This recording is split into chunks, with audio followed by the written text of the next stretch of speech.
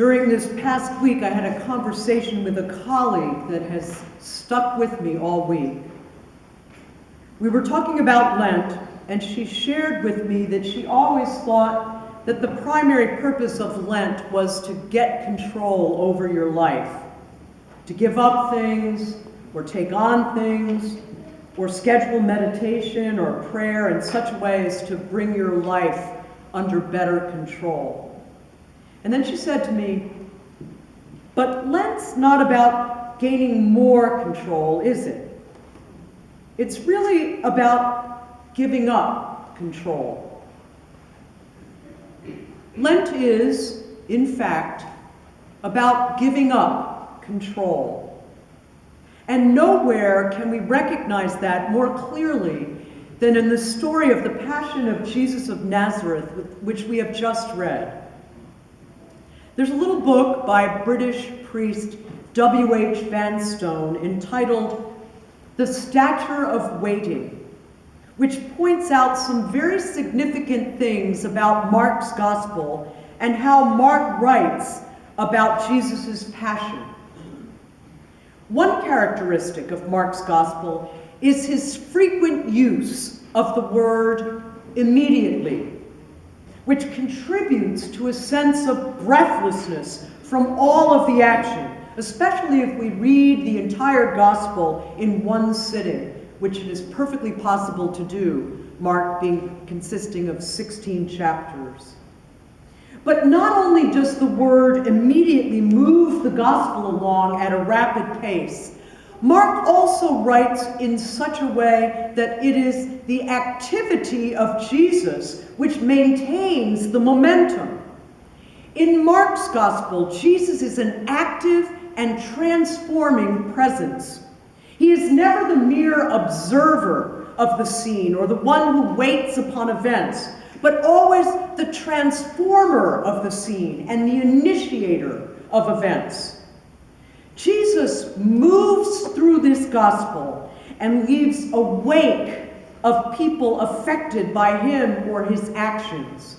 Fishermen leave their nets and follow him. Sick people are restored to health. Critics are confounded. A storm is stilled. Hunger assuaged. A dead girl is raised to life.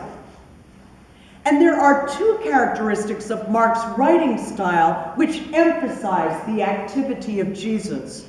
One is that Mark reports scenes and situations through Jesus' eyes, from Jesus' perspective.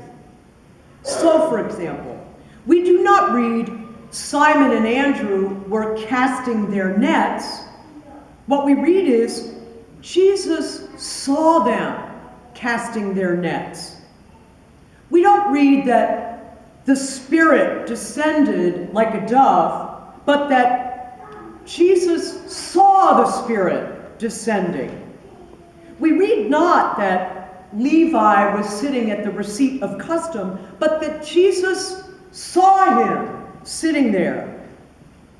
Mark even attributes to the activity of Jesus things which other people did and situations in which other people were placed. So we read not that Peter, James, and John went with Jesus up the Mount of Transfiguration, but that Jesus took with him Peter, James, and John.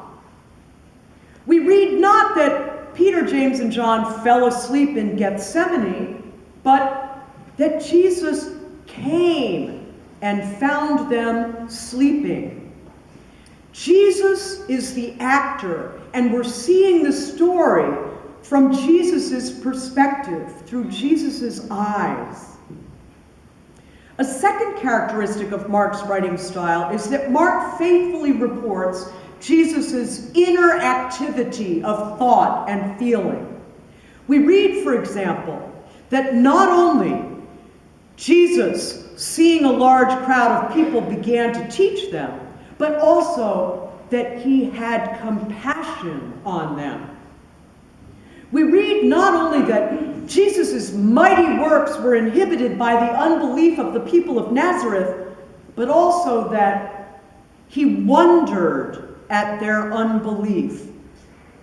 we read not only that Jesus looked around when a woman in search of healing touched his garment, but also that he did so because he knew that the power had gone out of him.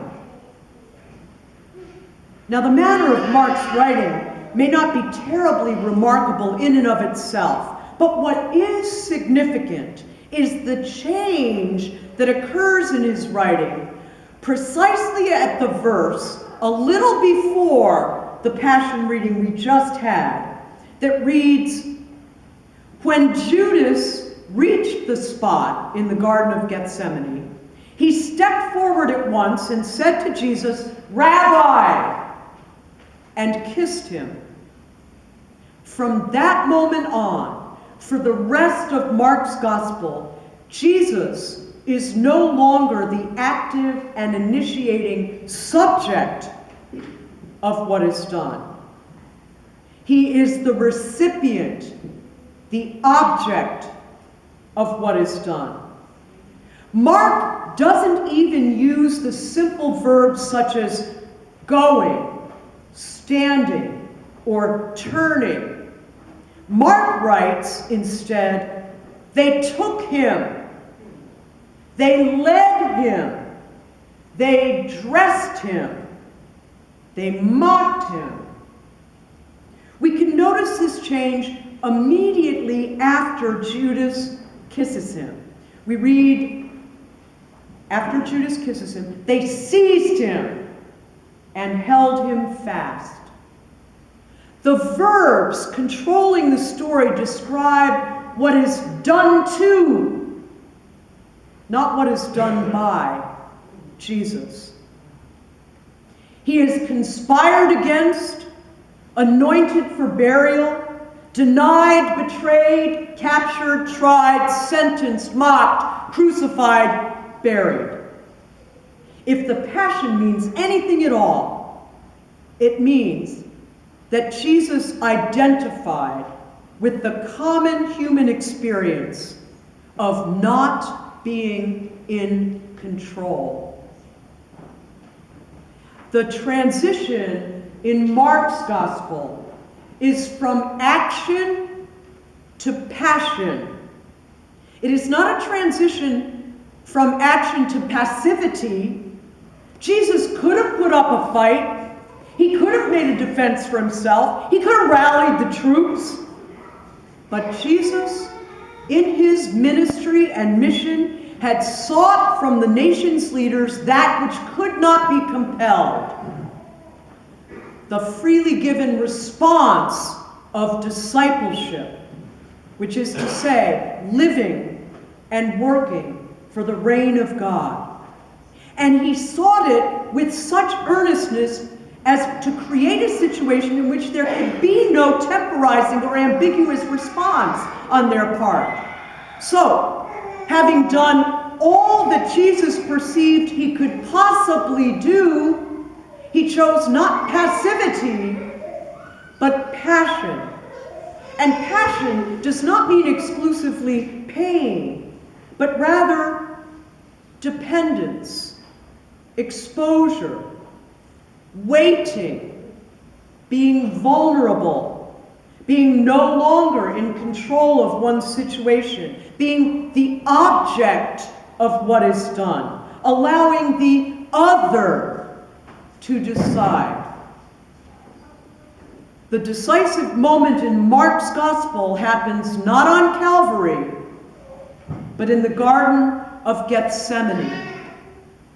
The critical fact is not that Jesus died, but that Jesus, having done all he could possibly do towards the fulfillment of God's reign, chose to allow himself to be vulnerable, to be affected by the wills of others, to place his life into the hands of humankind. Jesus did this to such a degree that it resulted in his death.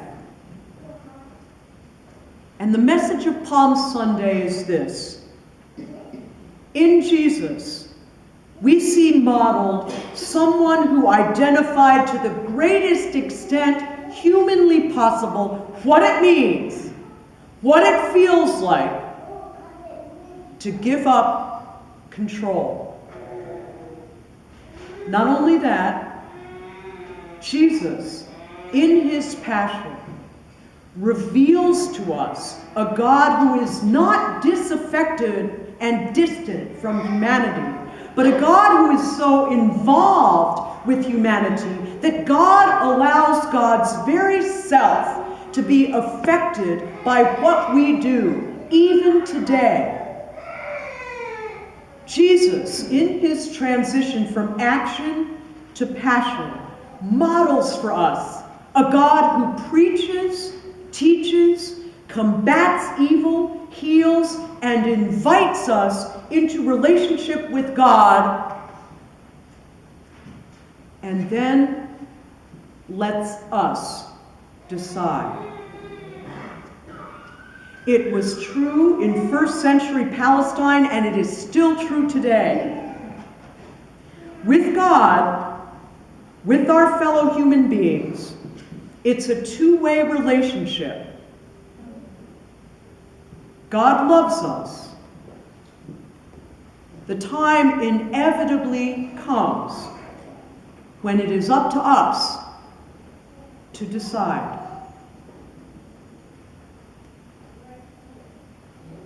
In the name of God, amen. Amen.